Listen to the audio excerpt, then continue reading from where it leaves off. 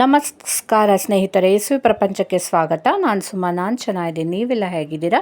ನೀವು ಚೆನ್ನಾಗಿದ್ದೀರಾ ಅಂತ ಅಂದ್ಕೊಂಡಿದ್ದೀನಿ. ನಾನಿವತ್ತು ನಿಮಗೆ ಸೀಮೆ ಬದನೆಕಾಯಿಂದ ಚಟ್ನಿ ಮಾಡೋದು ಹೇಳ್ಕೊಡ್ತೀನಿ. ಇದು ತುಂಬಾ ಈಸಿ ಇರುತ್ತೆ ಮತ್ತು ಅಷ್ಟೇ ಟೇಸ್ಟಿಯಾಗಿರುತ್ತೆ. ತಿನ್ನಲಿಕ್ಕೂ ಸಹ ಒಂಥರ ಚೆನ್ನಾಗಿರುತ್ತೆ. ನೋಡಿ, ನೀವು ಖಂಡಿತ ಮಾಡಿ ನೋಡಿ. ಈ ರೀತಿ ಒಲೆ ಇಟ್ಕೊಂಡ್ಬಿಟ್ಟು ಒಂದೆರಡು ಸ್ಪೂನ್ ಎಣ್ಣೆ ಹಾಕಿ ಅದಕ್ಕೆ ಒಂದು ಒಣಮೆಣಸು, ಒಂದೆರಡು ಹಸಿಮೆಣಸು ಹಾಕಿ, ಹಾಗೆ 2 ಸ್ಪೂನು ಧನಿಯಾ ಹಾಕಿ, 1 ಸ್ಪೂನ್ ಜೀರಿಗೆ ಹಾಕಿ, 2 ಸ್ಪೂನ್ ಧನಿಯಾ, 1 ಸ್ಪೂನ್ ಜೀರಿಗೆ ಹಾಕಿಬಿಟ್ಟು ಅದನ್ನೆಲ್ಲ ಚೆನ್ನಾಗಿ ಬಾಡಿಸ್ಕೊಳ್ಬೇಕು ಒಲೆ ಮೇಲೆ. ಆಮೇಲೆ 2 ಸ್ಪೂನು ಉದ್ದಿನಬೇಳೆನೂ ಸಹ ಹಾಕಬೇಕಾಗತ್ತೆ. ಇಷ್ಟು 2 ಸ್ಪೂನ್ ಧನಿಯಾ, 2 ಸ್ಪೂನ್ ಉದ್ದಿನಬೇಳೆ, 1 ಸ್ಪೂನ್ ಜೀರಿಗೆ, 1 ಒಣಮೆಣಸು, 1-2 ಹಸಿಮೆಣಸಿನ್ಕಾಯಿ ಹಾಕ್ಕೊಂಡ್ಬಿಟ್ಟು ಚೆನ್ನಾಗಿ ಇದನ್ನು ಬಾಡಿಸಿ, ಇಲ್ಲೇ ಹುಣಸೆ ಹಣ್ಣು ಬೇಕಾದರೆ ಹಾಕ್ಕೊಂಬಿಡ್ಬೋದು. ಇಲ್ಲ ಅಂದರೆ ನಾನು ಆಮೇಲೆ ರುಬ್ಬುವಾಗ ಸೇರಿಸ್ಕೊಂಡ್ಬಿಟ್ಟಿದ್ದೀನಿ. ಇಲ್ಲ ಅಂತಂದರೆ ಈ ಥರ ಹುರಿವಾಗಲೇ ಒಂದು ಸ್ವಲ್ಪ ಹುಣಸೆ ಹಣ್ಣು ಹಾಕ್ಕೊಂಡು ಬಾಡಿಸ್ಕೊಂಡು ಬಿಡ್ಬೋದು. ಇದಿಷ್ಟಾದಮೇಲೆ ಇಷ್ಟೊತ್ತಿಗೆ ಏನು ಮಾಡಿರ್ಬೇಕು, ನೀವು ಸೀಮೆ ಬದನೆಕಾಯಿನ ಚೆನ್ನಾಗಿ ಕಟ್ ಮಾಡಿ ಇಟ್ಕೊಂಡಿರ್ಬೇಕು. ಈ ರೀತಿ ಕಟ್ ಮಾಡಿದ್ದನ್ನು ಇದಕ್ಕೇನೇನೆ ಮಿಕ್ಸ್ ಮಾಡಿಬಿಡಿ. ಮಿಕ್ಸ್ ಮಾಡಿಬಿಟ್ಟು ಅದು ಬೇಯೋಕ್ಕೆ ಬೇಕಲ್ವ, ಉಪ್ಪು ಅರಿಶಿನ ಎಲ್ಲ ಹಾಕ್ಕೊಳ್ಬೇಕಾಗತ್ತೆ. ಅದಕ್ಕೇನೆ ನೀವು ಚೆನ್ನಾಗಿ ಅದನ್ನು ಬಾಡಿಸ್ಕೊಂಡ್ಬಿಟ್ಟು ಒಂದು ಸ್ವಲ್ಪ ಹೊತ್ತು ಅದಕ್ಕೆ ನಾನು ಹೇಳಿದ್ನಲ್ಲ, ಉಪ್ಪು ಮತ್ತು ಅರಿಶಿನ ಹಾಕಿದರೆ ಬೇಗ ಬೆಂದು ಬಿಡುತ್ತೆ. ಅದನ್ನು ಹಾಕ್ಕೊಳ್ಳಿ. ಇದರಲ್ಲಿ ಈ ಸ್ಟೇಜಲ್ಲಿ ನೋಡಿ, ಉಪ್ಪು ಫಸ್ಟ್ ಇಷ್ಟು ಹಾಕ್ಕೊಂಡು ಆಮೇಲೆ ಬೇಕಾದರೆ ಮೇಲಿಂದ ಕಡಿಮೆ ಅನಿಸಿದರೆ ರುಬ್ಬಿ ಎಲ್ಲ ಆದಮೇಲೆ ಮತ್ತೆ ಸೇರಿಸ್ಕೊಳ್ಬೋದು. ಹಾಗಾಗಿ ಫಸ್ಟು ಸ್ವಲ್ಪನೇ ನೋಡ್ಕೊಂಡು ಹಾಕ್ಕೊಳ್ಳಿ. ಉಪ್ಪು ಆಗಿಬಿಟ್ರೆ ಕಷ್ಟ. ಹೀಗೆ 1-2-3 ಚಿಟಿಕೆ ಅರಿಶಿನನೂ ಹಾಕ್ಕೊಂಡು 1/2 ಲೋಟ ನೀರು ಹಾಕಿಬಿಟ್ಟು ಅದನ್ನು ಮುಚ್ಚಿ ಇಟ್ಬಿಟ್ಟು ಬೇಯೋಕ್ಕೆ ಇಟ್ಬಿಡಿ.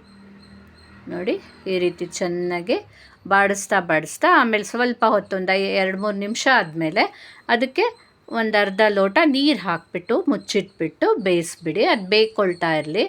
ಅದು ಬೇಯೋಷ್ಟೊತ್ತಿಗೆ ನಾವೇನು ಮಾಡಬೇಕು, ಈ ಕಡೆ ಒಂದು ಸ್ವಲ್ಪ ಕಾಯಿ ತುರಿದಿಟ್ಕೊಂಡು ಬಿಡೋಣ.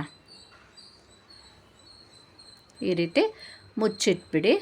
ಅದು ಬೇಯ್ಕೊಳ್ಳಿ, ಬೇಯುತ್ತೆ. ಬೇಯಕ್ಕೆ ಸುಮಾರು ಒಂದು 10 ನಿಮಿಷನೇ ಬೇಕಾಗತ್ತೆ, 10-15 ನಿಮಿಷನೇ ಬೇಕಾಗತ್ತೆ.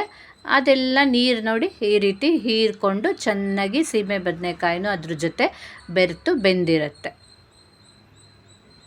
ಇವಾಗ ಇದನ್ನು ಒಂದು ಸ್ವಲ್ಪ ತಣ್ಣಗಾಗಕ್ಕೆ ಇಟ್ಕೊಂಡ್ಬಿಡಿ. ಕೆಳಗಡೆ ಒಂದು ತಟ್ಟೆಗೆ ಹಾಕಿ ಸ್ವಲ್ಪ ತಣ್ಣಗಾದ್ಮೇಲೆ ಅದಕ್ಕೆ ಒಂದು ಸ್ವಲ್ಪ ಕಾಯಿನೂ ಬೆರೆಸಿಟ್ಕೊಂಡಿರಬೇಕು. ಎಲ್ಲ ಸೇರಿನ ಅದನ್ನು ರುಬ್ಬಿಕೊಳ್ಬೇಕು. ನೋಡಿ, ಕಾಯಿನೂ ನಾನು ಹಾಕಿಟ್ಕೊಂಡ್ಬಿಟ್ಟಿದ್ದೀನಿ. ಆಮೇಲೆ ಒಂದು ಸ್ವಲ್ಪ ತಣ್ಣಗಾದ್ಮೇಲೆ ಅದನ್ನು ಮಿಕ್ಸಿಗೆ ಹಾಕಿ ಚೆನ್ನಾಗಿ ಪೇಸ್ಟ್ ಮಾಡಿ ಇಟ್ಕೊಳ್ಬೇಕು. ಆಮೇಲೆ ಇಲ್ಲಿ ಹುಣಸೆ ಹಣ್ಣನ್ನು ಅಲ್ಲಿ ಹಾಕ್ಕೊಳ್ಳಿ ಅಂತ ನಾನು ಅಲ್ಲಿ ತೋರಿಸಿರಲಿಲ್ಲ, ಅದಕ್ಕೆ ಇಲ್ಲಿ ಹೇಳಿದ್ದೀನಿ. ಈ ಕಡೆ ಮತ್ತೆ ಕೊನೆಗೊಂದು ಒಗ್ಗರಣೆ ಕೊಡಲಿಕ್ಕೆ ಸಾಸಿವೆ, ಉದ್ದಿನಬೇಳೆ, ಕರಿಬೇವಿನ ಸೊಪ್ಪು, ಇಂಗು ಇಷ್ಟನ್ನು ಹಾಕಿಬಿಟ್ಟು ನಾವು ರುಬ್ಬಿದ್ದನ್ನು ಹಾಕ್ಕೊಳ್ಬೇಕು ಮೇಲಿಂದ. ನೋಡಿ, ಈ ಥರ ನುಣ್ಣು ಪೇಸ್ಟ್ ಮಾಡಿಟ್ಕೊಂಡಿರಬೇಕು.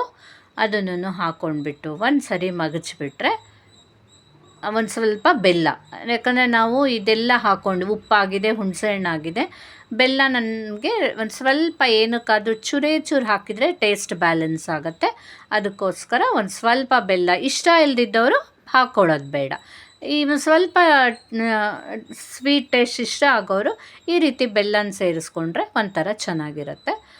ಆಮೇಲೆ ಎಲ್ಲ ಒಂದು ನಿಮಿಷ ಮಗಚಿ ಇಟ್ಬಿಟ್ರೆ ನಮ್ಮ ಸೀಮೆ ಬದನೆಕಾಯಿ ಚಟ್ನಿ ರೆಡಿ ಆಯಿತು. ನೀವು ಸಹ ಖಂಡಿತ ಮಾಡಿ ನೋಡಿ, ಇದು ಹೇಗಿತ್ತು ಅಂತ ತಿಳಿಸಿ. ಹಾಗೆ ಮರೀದೆ ನನ್ನ ಚಾನಲನ್ನು ಲೈಕ್ ಮಾಡಿ, ಶೇರ್ ಮಾಡಿ, ಸಬ್ಸ್ಕ್ರೈಬ್ ಮಾಡಿ. Thank you.